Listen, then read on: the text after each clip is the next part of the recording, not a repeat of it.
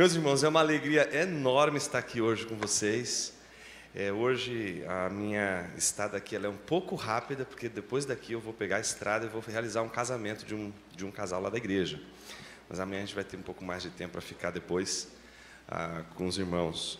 Eu queria convidá-los a abrir suas Bíblias em Gênesis, capítulo de número 2.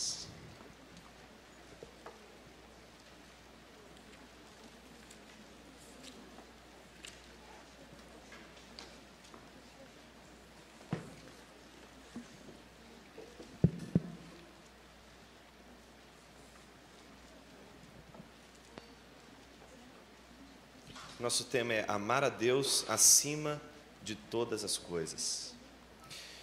Eu queria convidá-los a acompanhar a leitura que farei do versículo de número 4 do capítulo 2 até o versículo de número 8. Depois, na sequência, a gente vai para o versículo 15 até o versículo de número 17. Diz assim a palavra de Deus: são essas as origens dos céus e da terra, na ocasião em que foram criados, quando o Senhor Deus fez a terra e os céus. Ainda não havia nenhuma planta do campo na terra, e nenhuma erva do campo havia brotado, pois o Senhor Deus ainda não havia feito chover sobre a terra, nem havia homem para lavrar a terra. Todavia, mananciais subiam da terra e regavam toda a superfície do solo. E o Senhor formou o homem do pó da terra, e soprou-lhe nas narinas o fôlego da vida, e o homem tornou-se alma vivente. Então o Senhor Deus plantou um jardim para o lado do oriente, no Éden, e colocou ali o homem que havia formado. Agora dê um salto para o versículo 15. E o Senhor Deus tomou o homem e o colocou no jardim do Éden, para que o homem o cultivasse e guardasse.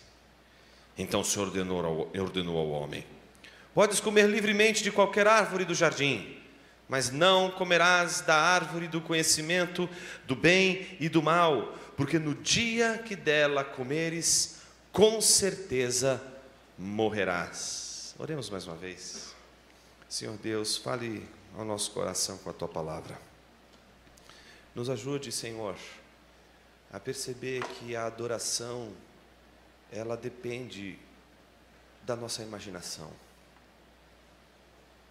E hoje, Senhor, nosso coração, ele é tão atravessado pelas imagens, que a gente não se percebe o quanto o nosso jeito de Te adorar, de Te amar, é veiculado pelas imagens que produzimos, não com as nossas mãos, mas com Ele, com o nosso coração.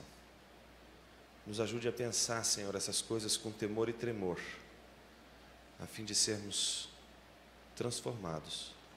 Assim oramos em nome de Cristo Jesus. Amém.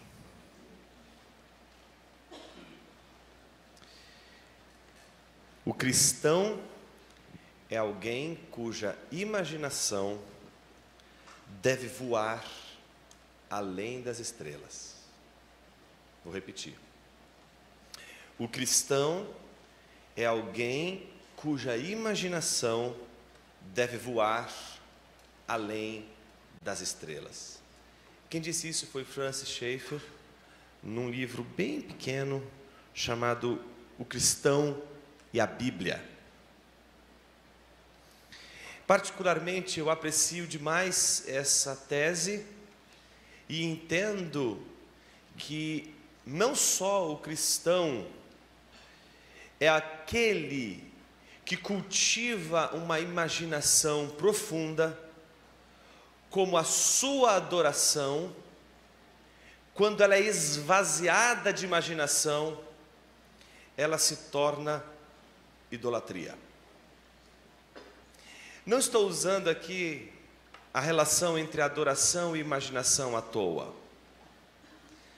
Justamente porque quando a gente fala de idolatria, logo vem em nossa mente imagens. Mas todas essas imagens que o homem produz com as suas mãos, que são de barro, ou que são de bronze, e que ele modela de acordo com o seu gosto, sua preferência, seu jeito, sua criatividade, elas não são a imaginação, elas são imagens. A imaginação, ela é de outra ordem. A imaginação precede o ídolo. A imaginação precede a idolatria. A pergunta é por quê? Porque por natureza, Deus nos criou seres imaginativos.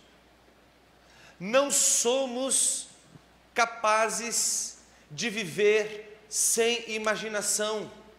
Nenhum ser humano viveria neste mundo sem imaginação. Nenhum ser humano consegue criar sem imaginação. Ninguém consegue absolutamente pensar sem imagens, sem produzir imagens, sem imaginação. Por isso eu concordo. O cristão é aquele cuja imaginação voa além das estrelas. Ou seja, é aquele que teria condições de usar com toda a sua potência a imaginação. A pergunta é: por que sofremos de uma imaginação tão nanica, de uma imaginação tão pequena, de uma imaginação esvaziada da sua natureza, digamos assim, humana, em nossa produção, em tudo aquilo que a gente faz, em tudo aquilo que a gente produz, inclusive aquilo que a gente ama. Porque alguém poderia dizer assim: Jonas, eu não sou artista, Jonas, eu não mexo com nada disso, mas você se relaciona com alguém? Sim. Bom, mesmo que você fosse uma pessoa ensimesmada e só conseguisse se relacionar consigo mesmo, ainda assim você imaginaria você mesmo. Você nunca conversou consigo mesmo? Você acha mesmo que para você falar com você mesmo, você não precisa imaginar você, quem você é? Você nunca parou para imaginar que quando você está entre os seus pensamentos, conversando consigo mesmo, você precisa se duplicar, e ninguém consegue se duplicar sem se imaginar? Você nunca parou para imaginar que você sequer se viu na face da terra? Por exemplo, eu tive hoje quase um susto quando eu vi o Vitor,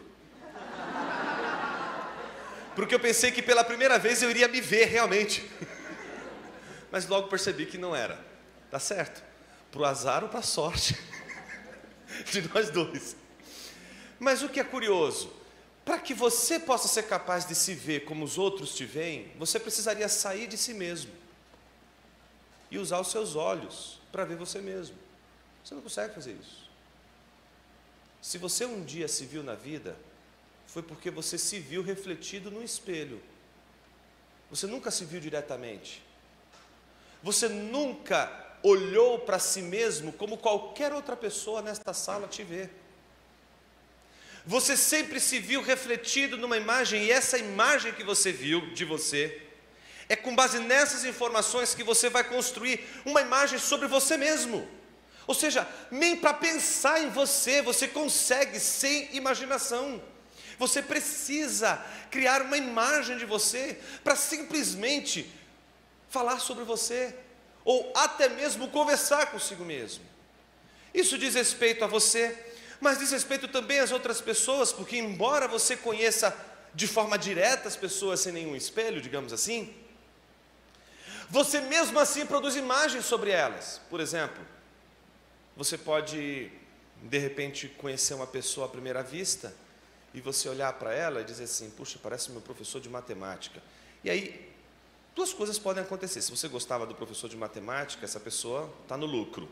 Se você odiava o professor de matemática, essa pessoa já conta, digamos assim, com uma certa restrição que você teria a ela. Por quê? Você já olha para aquela pessoa e associa aquela pessoa à imagem de alguém que você detestou na vida. Então, praticamente você vai detestar essa pessoa, porque você associou essa pessoa àquela pessoa, até você descobrir que ela é outra pessoa.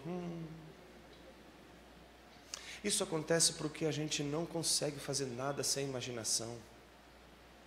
Ditas essas coisas, se a gente faz isso com quem a gente vê, será que a gente não faria mais ainda com quem a gente não vê? Será que estaríamos livres de, na nossa adoração, não imaginarmos Deus? E aí vem um grande problema, porque a nossa, digamos assim, principalmente o nosso contexto reformado, é um contexto, obviamente, de crítica da idolatria, crítica de qualquer produção, de qualquer tipo de representação, seja do Pai, do Filho e do Espírito Santo. Então a gente já conta com uma certa, digamos, restrição, mas ao mesmo tempo, quem de nós não conseguiria adorar a Deus, sem no mínimo imaginá-lo como um Pai, sem no mínimo imaginá-lo como Criador? Então parece que mesmo quando a gente se refere a Deus, mesmo quando a gente fala com Deus, a gente produz imagens. Num livro chamado Confissões, o livro 10, no capítulo 6 em diante, Agostinho vai trabalhar um negócio muito interessante. Ele vai dizer assim: Senhor, minha consciência não duvida, antes tenha certeza de que vos ama. Agostinho não coloca em xeque o amor que ele tem por Deus. Agostinho não coloca em questão o fato de que ele ama a Deus. Ele diz: minha consciência não duvida, pelo contrário, tenha certeza de que te ama. E qual é o fundamento dessa certeza? Ele vai continuar dizendo: tua palavra feriu o meu coração, desde então te amei. A certeza de que a sua consciência ama a Deus é a ferida que a palavra provocou nele. A palavra feriu ele de uma tal maneira que ele não consegue dizer que não ama a Deus. Ele ama, em ponto final. Só que num terceiro momento ele faz a pergunta: mas o que eu amo quando vos amo? O que eu amo quando te amo, Senhor? Porque quando eu leio as Escrituras me apresentam a sua grandiosidade, as Escrituras me falam de teus atributos, as Escrituras me falam da tua beleza, a beleza da tua santidade. As Escrituras me dão imagens de como tudo isso surgiu, e eu não consigo não pensar em ti, sem, contudo, pensar nas imagens. E então ele, num determinado momento, é o quarto momento, ele diz assim: quando amo ao meu Senhor, eu amo aquilo que é doce, aquilo que é belo, aquilo que é saboroso, mas ao mesmo tempo não é belo, não é saboroso. Ou seja, parece que a gente associa todas as coisas que a gente experimenta nesse mundo, de tão deliciosas que elas são, de tão aprazíveis que elas são, de tão prazerosas que elas são, nós associamos elas a Deus, mas sabendo ao mesmo tempo que a gente não pode dar uma mordida em Deus e dizer assim: que delícia. Não. Que quando a gente tem uma experiência de gozo, de satisfação, de alegria, a maneira como a gente explica essa experiência que a gente tem com Deus, se traduz nas coisas que a gente experimenta da forma mais corriqueira, sabendo que Deus não pode ser reduzido a elas. E por isso a pergunta: o que amo quando te amo, é tão importante. Porque o medo de Agostinho não é o fato de que ele ama a Deus, mas é o fato de que, embora ele ame a Deus, ele forma imagens de Deus. E se a gente forma imagens de Deus, a gente vive uma tensão. E qual é a grande tensão? É possível amar a Deus e amar também a imagem que temos de Deus. E o problema de amarmos a imagem que temos de Deus é de que a imagem que você tem de Deus não é diferente da imagem que você fez de si mesmo, não é diferente da imagem que você fez de qualquer outro ser, de qualquer outra pessoa neste mundo. Porque a imagem que você fez de você mesmo como a imagem que você fez de Deus, elas são obras das suas mãos, é obra do seu coração. E se você faz das obras do seu coração um Deus, você fez um ídolo. Então, com isso tudo, a gente tem um problema.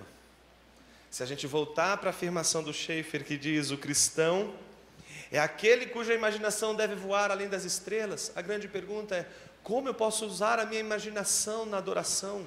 Não só a pergunta como ela é importante, a pergunta não deveria nem ser como, a pergunta é: por que devo? Por que devo imaginar?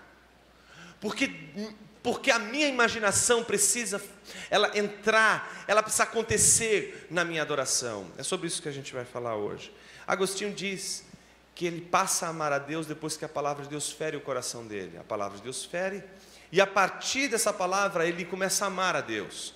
E você ama a Deus construindo, a partir da sua imaginação, de seu imaginário, o agir de Deus, a maneira de Deus. Tá certo? O exemplo que eu tenho para dar para vocês é o texto que a gente acabou de ler. Quem aqui, ao ler essa passagem da criação do homem, não imaginou? Quem aqui não imaginou, por exemplo, a partir do versículo 4, quando ele começa a contar as origens dos céus e da terra, Deus fazendo a terra e os céus, não havendo planta do campo. Quem não consegue imaginar Deus fazendo o homem do pó da terra, soprando sobre ele? Quem aqui conseguiria ler essas coisas todas sem imaginar? Quem conseguiria ler, por exemplo, então o Senhor plantou um jardim e colocou nele o homem, sem imaginar o jardim, sem imaginar o homem no jardim? Quem de nós aqui conseguiria ler, por exemplo, o Senhor tomou o homem e colocou no jardim para que o homem cultivasse e guardasse, e não imaginasse o homem ali cultivando o jardim, guardando o jardim de Deus? Quem aqui, ao ler, e o Senhor ordenou ao homem: podes comer livremente de qualquer árvore do jardim, mas não pode comer da árvore do conhecimento do bem e do mal. Quem de nós aqui não imagina a árvore? Quem de nós aqui não imagina a árvore que ele não podia comer e as outras tantas que ele poderia comer? Quem de nós está livre da imaginação quando a gente lê as Escrituras? Nenhum de nós. Imagine você que hoje numa universidade, se você chegasse numa sala de aula e dissesse assim: todas as vezes que você olhar o céu e vir o arco-íris, você será lembrado do pacto que Deus estabeleceu entre todas as criaturas da terra. O que iria acontecer nessa hora?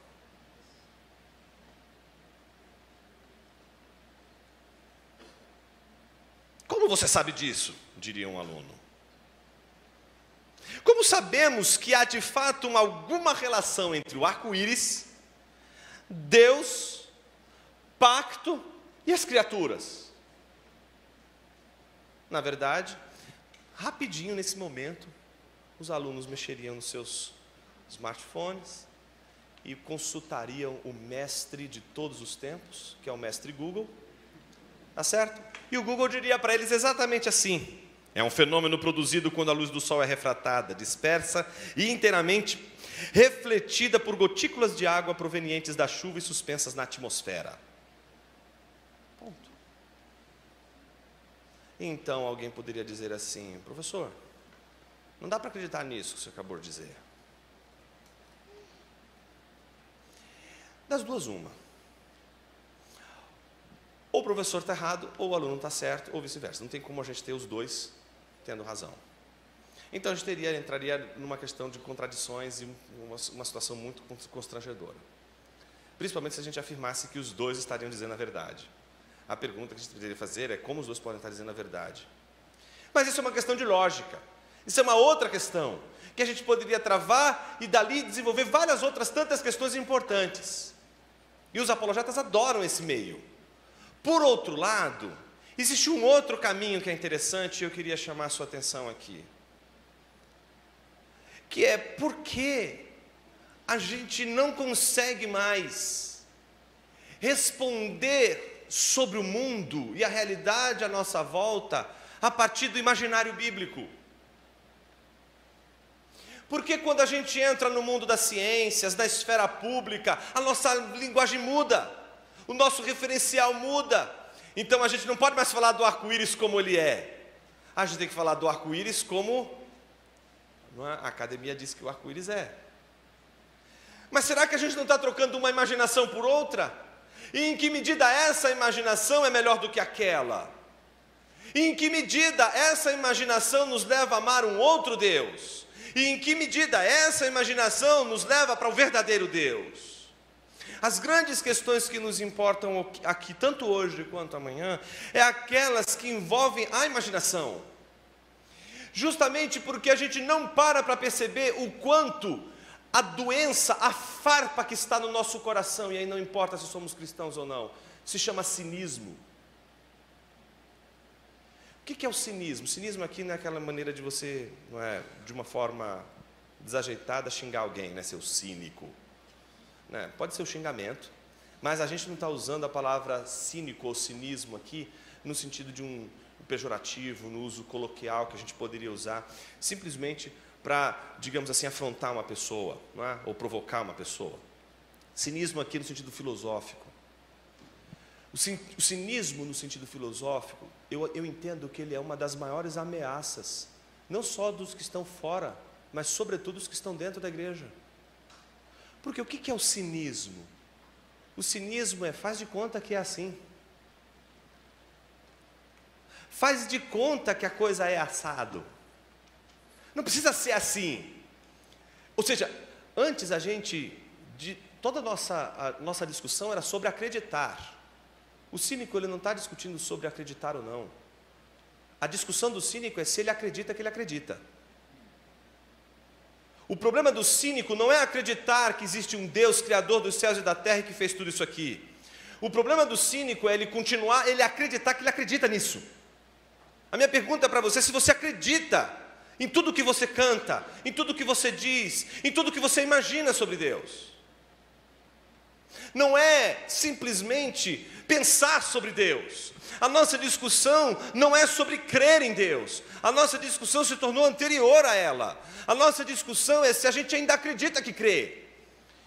E essas coisas acontecem de uma maneira muito simples, de uma maneira muito, eu diria assim, simples por um lado, mas por outro, ela está debaixo do pano, ela não aparece, porque ela se esconde nos nossos cânticos que a gente canta, na nossa linguagem, na nossa maneira de falar.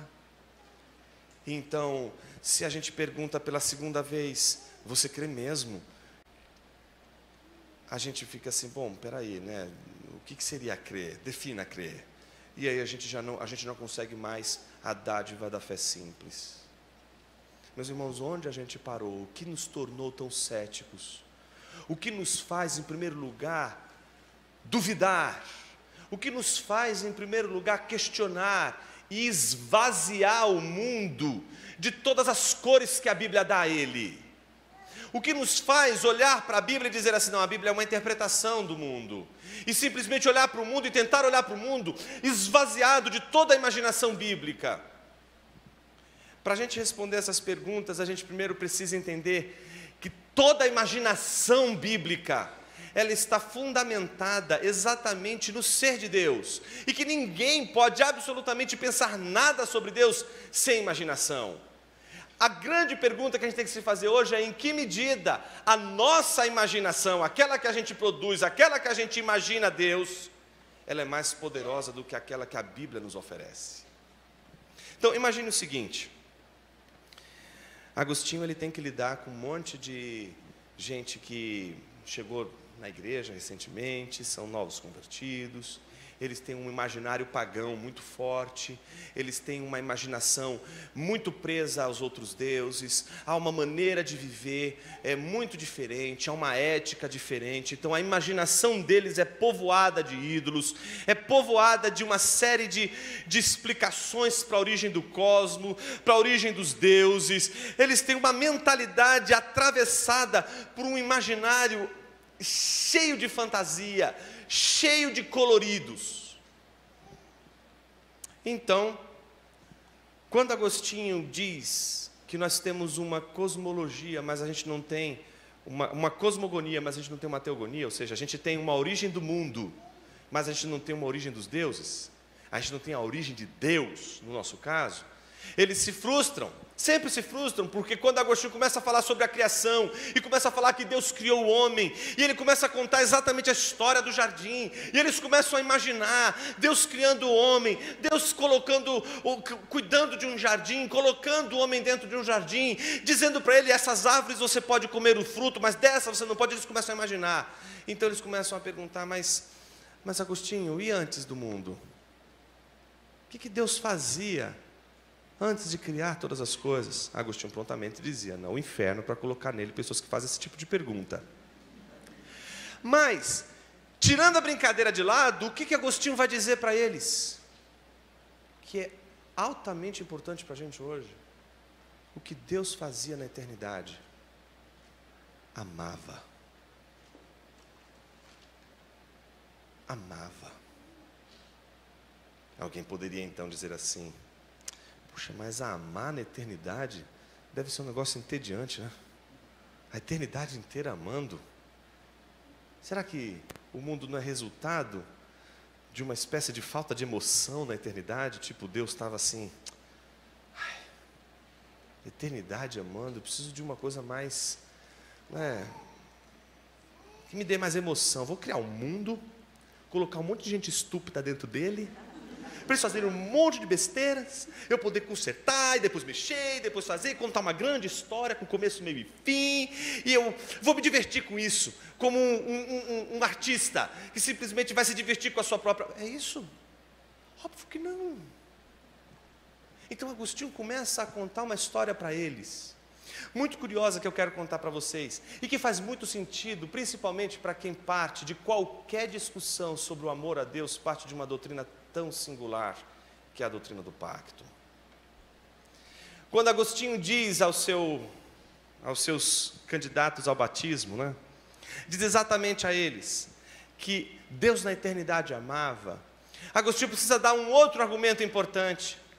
O argumento a seguir é, amar precisa de ser mais de um. Não dá para você sozinho amar. Tá certo? O ato de amar exige o ser amado. Se não tiver o ser amado, você não tem amor. O amor, ele precisa de algo. Ele precisa de algo a ser amado. E como a gente sabe que o fundamento da teologia cristã está centrada no conceito de Deus como trino, Agostinho nada mais, nada menos faz do que explicar para eles que desde toda a eternidade Deus não sentiu falta de nada, tudo que Deus precisava Deus tinha, Deus está se deleitando em amor, porque Pai e Filho se doam ao Espírito em amor, Filho e o Espírito se doam ao Pai em amor, o Espírito e o Pai se doam ao Filho em amor, todos nessa relação estão se doando e todos estão recebendo. Então Agostinho diz algo muito curioso, a criação não é uma expressão da falta de Deus, mas é o contrário, é a expressão do transbordamento deste amor, é o transbordamento deste amor, que cria este universo que é o mundo, como uma doação. E aqui, meus irmãos, não tem como a gente enxergar o mundo, enxergar a nossa realidade de uma forma tão determinante como essa, o mundo como uma doação. Deus cria o mundo, planta ali um jardim, e coloca o ser humano no jardim, dá a ele todos os frutos desse jardim, menos o de uma árvore. Então ele diz assim, tudo isso aqui é de vocês, tudo isso aqui é dádiva, tudo isso aqui é doado para vocês. Isso aqui não, isso aqui é da Trindade, não mexe não. Então o ser humano é convidado a participar dessa relação tão profunda que existe entre a Trindade. E isso é tão curioso, porque uma das doutrinas mais importantes dessa tradição da teologia do pacto, da teologia da aliança, é chamada Pactum Salutis. Esse Pactum Salutis, você vai, é como a palavra Trindade, você vai tentar encontrar nas Escrituras e você não vai encontrar. O que você vai encontrar nas Escrituras é a sombra dela. O que você vai encontrar nas Escrituras são vestígios, são sinais desse pacto. Se você pressupõe que Deus age na história sempre mediando por alianças, sempre por pactos, a pergunta é: será que antes de tudo isso, a própria criação do mundo não seria fruto dessa aliança, não seria fruto desse pacto? Então, o Deus de pacto é um Deus que antes mesmo da criação do universo, está aliançado entre si, com todas as pessoas da Trindade pactuados entre si. E um dos resultados desse pacto é a doação deste mundo. O mundo é uma dádiva de Deus. O mundo não pode ser esvaziado disso. O mundo não pode ser visto como algo mecânico. O mundo não pode ser visto como uma coisa. O mundo não pode ser visto como o resultado de um acaso. Acreditar que o mundo é fruto do acaso é mais ou menos isso: você pegar um relógio com as suas peças todas ali separadas uma das outras, juntar com as suas mãos todas elas, jogar para cima e acreditar que quando cair vai estar lá o relógio todo prontinho diante de você.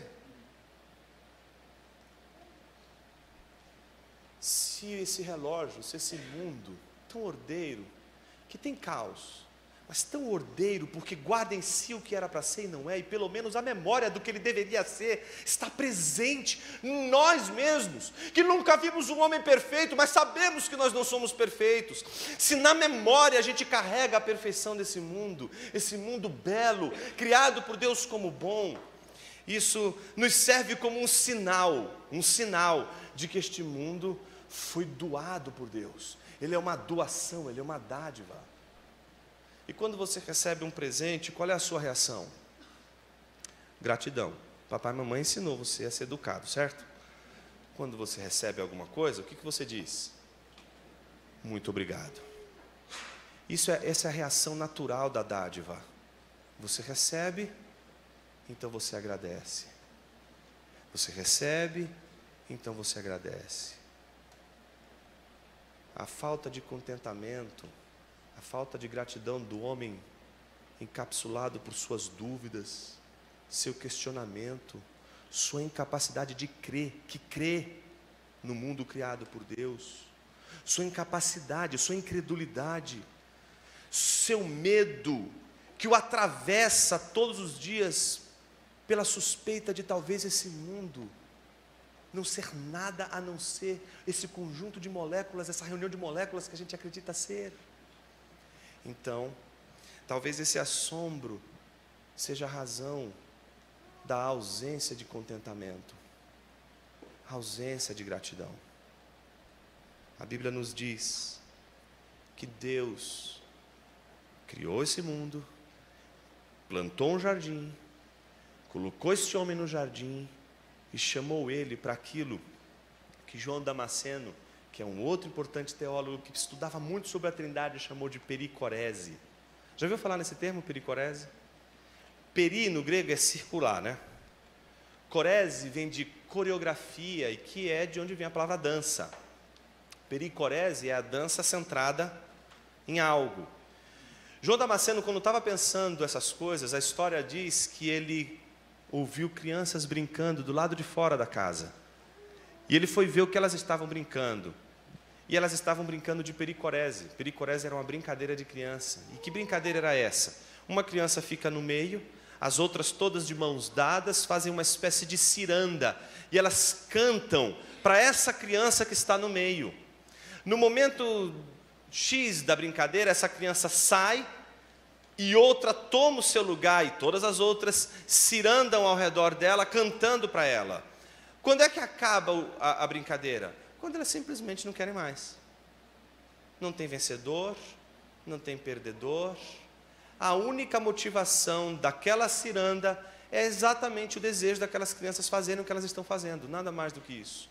Então ele percebeu naquele movimento, um exemplo do que seria essa relação da Trindade com o ser humano.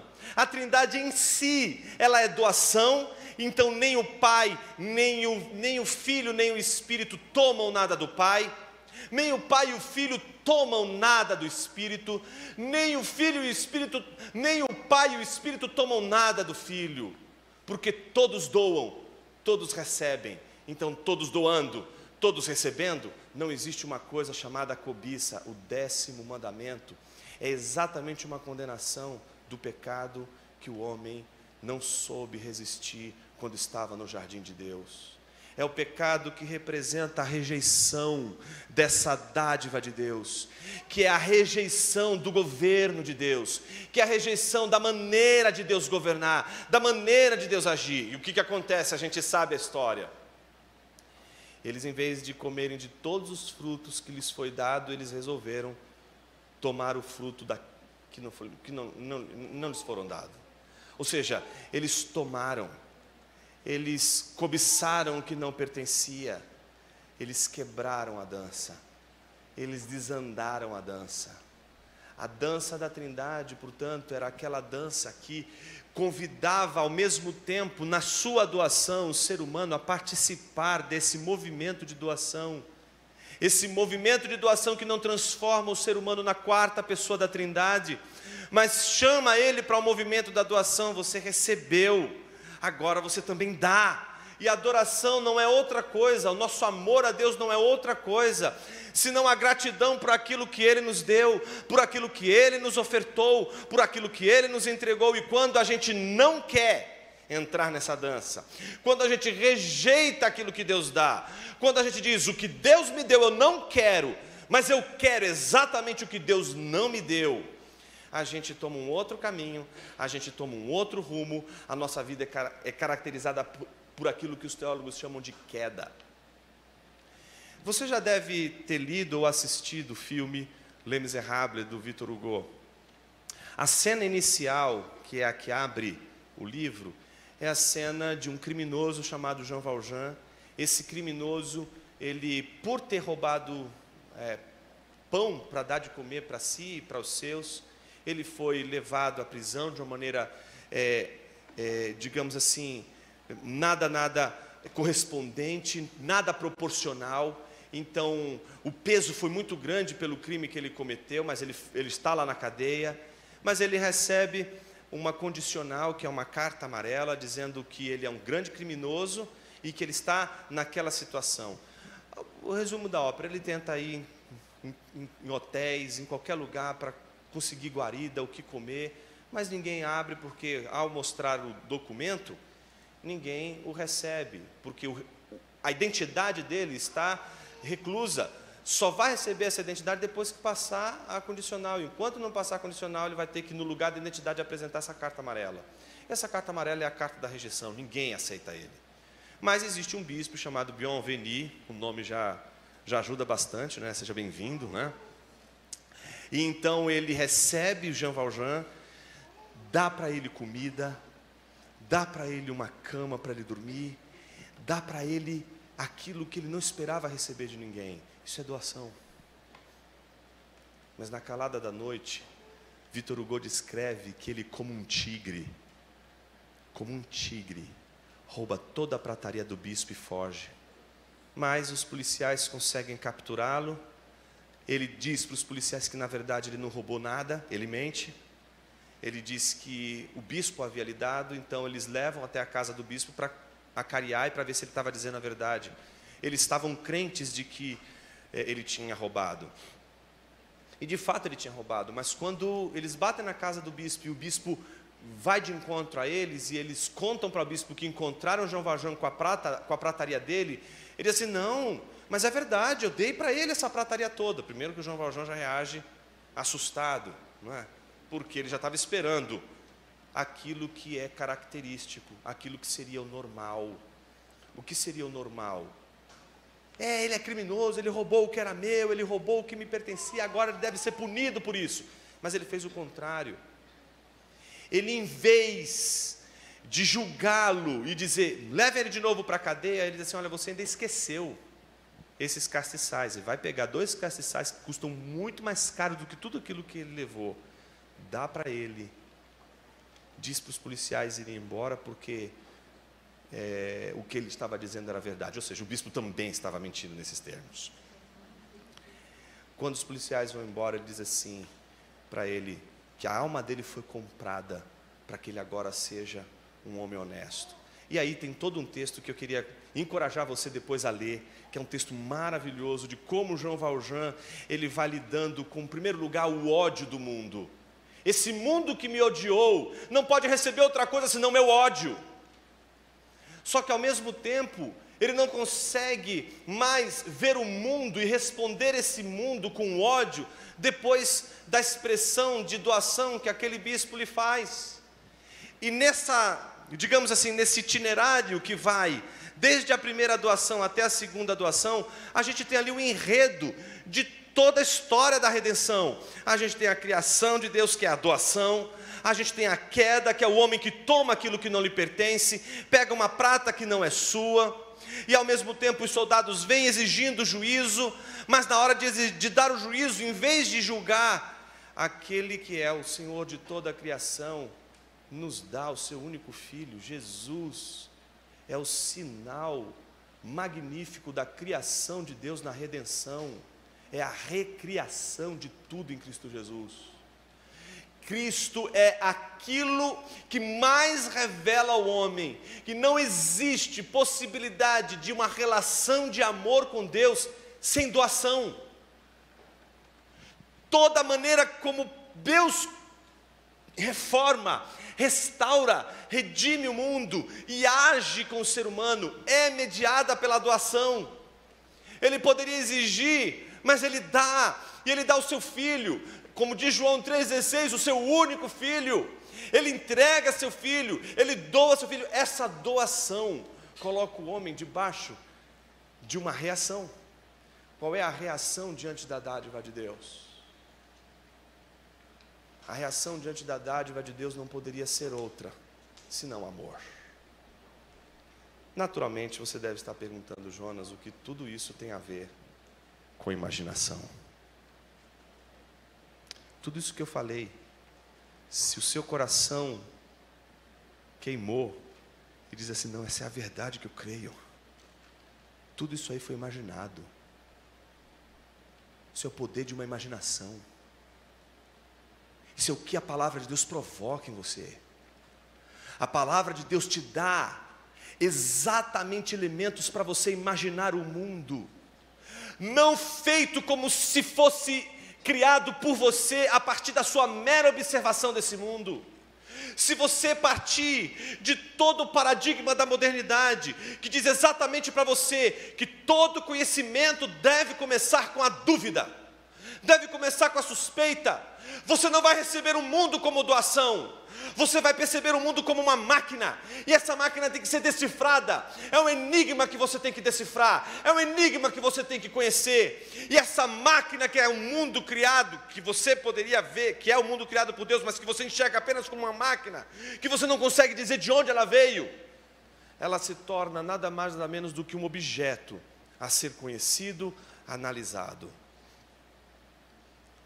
É só a imaginação provocada pela palavra de Deus que vai fazer você enxergar o mundo como doação. É só a palavra de Deus que, ferindo nosso coração, provoca a nossa imaginação, que vai fazer trocar a nossa mentalidade centrada em determinadas imagens que são totalmente desconectadas da realidade das Escrituras, por imagens que estão totalmente conectadas à da Escritura. Para concluir, quantos aqui são universitários? Muito bem. Parece que falar de imaginação não toca nada do que você faz hoje. Mas eu queria dizer para você que está no fundo de tudo que você faz hoje. Se você está numa universidade, você está num panteão de imagens produzidas por outros tantos homens imaginadores. Todos são imaginadores. Todos investem em imaginação. Seu professor de física vai te apresentar um mundo imaginado por ele. Seu professor de direito vai te apresentar um mundo imaginado por ele. Se ele for nietzschiano, ele vai apresentar o mundo de um jeito. Se ele for Foucaultiano, ele vai te apresentar o mundo de um outro jeito. Se ele for Kelseniano, ele vai apresentar o mundo de um outro jeito. Se o seu professor de biologia, ele tiver uma leitura do mundo X, é essa leitura X do mundo que ele vai apresentar por meio de imagens para você. Numa universidade, como em qualquer esfera pública, o jogo é sempre um jogo de imagens. Mas a grande pergunta que eu lhe faço nessa manhã, e eu pretendo trabalhar isso amanhã, é por que a sua imagem só é bonita aqui dentro da igreja? Porque sua imaginação que leva você a levantar as mãos, adorar aqui, cultuar a Deus, chorar, dobrar os joelhos, porque aqui ela é tão bela, e na universidade ela é tão pífia. Sabe por quê? Somos todos cínicos. O cinismo é a incapacidade de acreditar que o Evangelho é belo aqui dentro e lá fora.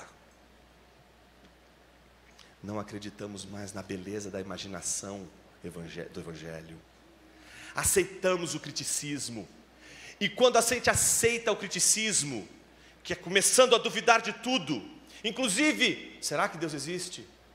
Quando Deus é colocado em xeque e a dúvida se instaura como princípio da investigação e não temos mais certezas, não temos mais crenças básicas, a gente tem só dúvida, a única coisa que nos sobra é o poder. Por isso o discurso universitário, em várias frentes, é sempre um discurso centrado na ordem do discurso. Não existe uma hierarquia, não existe um ser a prestar reverência, não existe um ser supremo a dobrar os joelhos. O que existe é o poder atravessando as pessoas. Não existe um poder a se submeter, existe o poder atravessando, perpassando as pessoas. E o poder vai se estabelecer entre um e o outro por ordem do discurso. Na década de 70, no Collège de France, Michel Foucault ofereceu uma excelente palestra sobre esse tema. E no final das contas, essa palestra, muito bem articulada, retoricamente articulada, defendia exatamente que o poder é mediado pelo discurso, que todo discurso é um discurso de poder. Não sei se é verdade ou não, mas alguns estudiosos dizem que um dos alunos que estavam ali presentes, ouvindo a conferência dele, depois perguntou para ele: Foucault, o senhor disse que todo discurso é um discurso de poder. O seu discurso não é um discurso de poder. A frase final dele foi: é isso mesmo. E essa é a nossa desgraça. Todo o nosso discurso é um discurso de poder. Todos nós queremos superar os outros a partir do nosso discurso. Meus irmãos, isso é um imaginário. Isso é uma maneira de imaginar o mundo.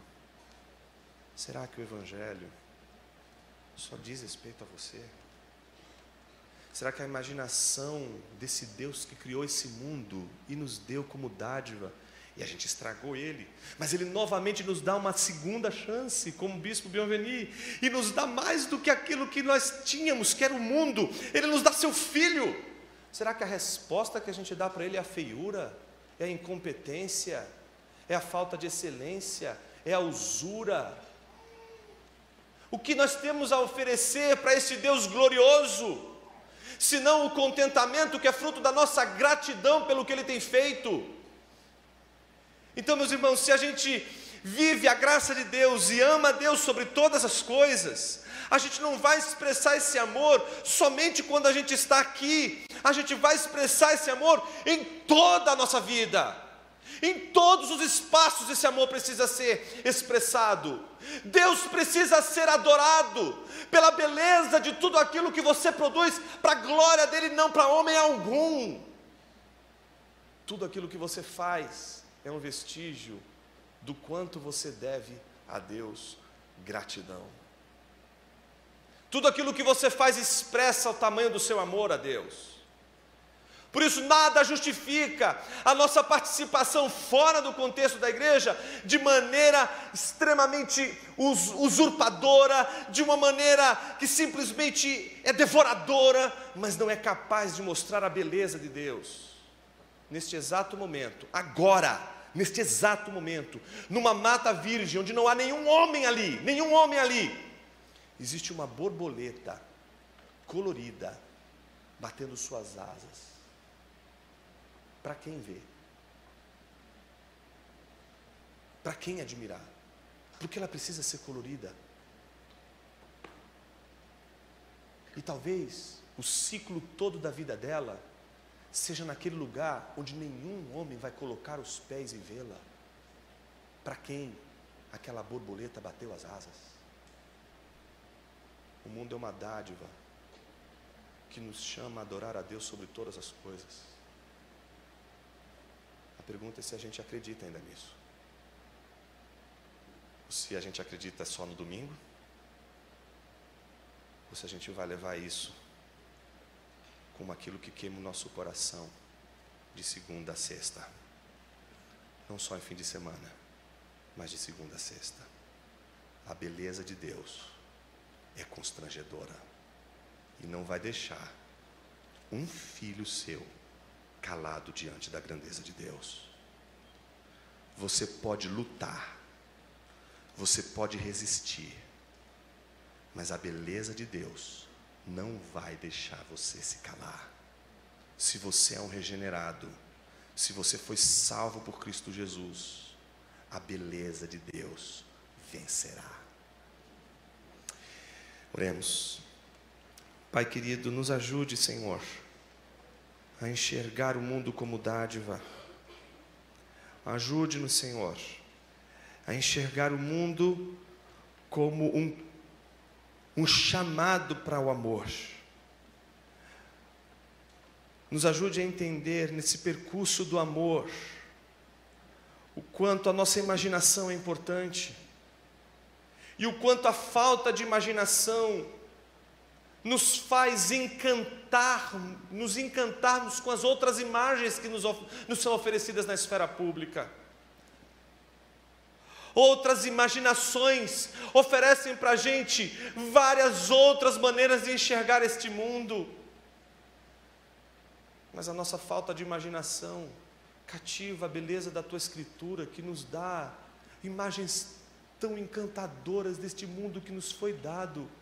Simplesmente são preteridas, são lembradas no momento em que nós cantamos hinos, são lembradas no momento em que nós estamos em nossos cultos adorando ao Senhor de forma verdadeira e justa, mas são esquecidas no nosso dia a dia,